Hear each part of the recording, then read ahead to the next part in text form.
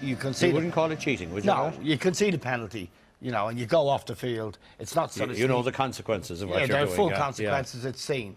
So it was a very unsatisfactory game for quality. There was a lot of poor play, and it's not what you want to see. You could advance the argument that this was the worst match we have seen in the World Cup, apart from the drama at the end, for instance. Well, apart from the drama, yeah, it was up there. It was up there with the worst of them. It's worth saying, reminding ourselves, if Ireland had qualified for this World Cup, we could have gone longer. People always said we could never. We could easily be in the semi-final of this World Cup. Well, we're not. We're certainly not worse than either of these teams. That's the point. And Irish players have risen to the occasion whenever they've gone to major tournaments. 2002, and of course in 1990. And it's a great shame what happened to us in Paris. Again, we want to forget about it now, but we want to. That's what we need to set our sights, I think.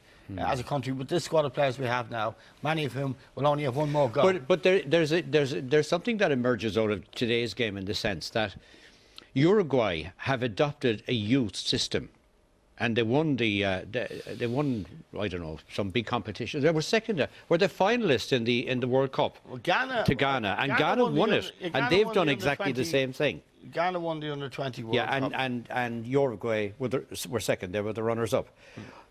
But that's because they're developing a youth system, and both these teams today had an awful lot of young people playing for them. So is there a lesson there for us? What can we do? How can we develop academies that they seem to have there?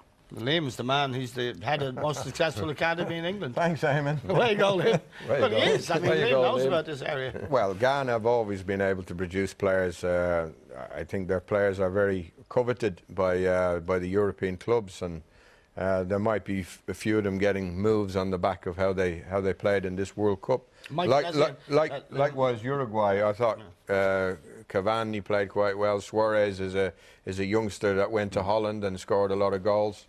But I don't think you can put it down to the fact that they've invested in young players. But they have invested in young players. Well, they've invested in facilities and coaching at a young age. Arguably from well, everybody's doing that. I think every country's doing that. There's no more money spent than in England on bringing kids through.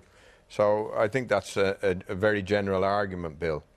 It's worth pointing out Michael Essien, who's the great Ghanaian player who plays for Chelsea, was missing, and what he would have brought to that team in terms of leadership and experience and composure is huge. So they did it without him.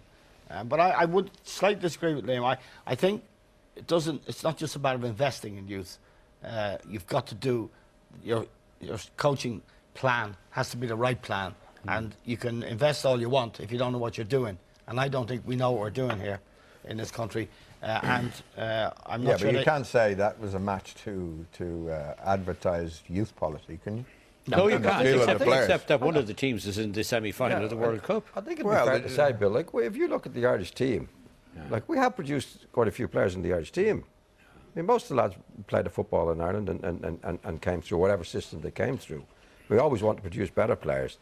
But if you look at it throughout the Irish team, with Shea Given, I know he's not a young, but Shea Given and Dunn and Whelan and all the. But was that more by accident than design? Well, you can't have it both ways. But you can't say Uruguay did it because it was a policy and we did it by accident. I think all countries are going to produce a certain number of players. We want to produce more players. I would agree with Eamon. I think that the coaching has to be right to produce the players that we want to produce.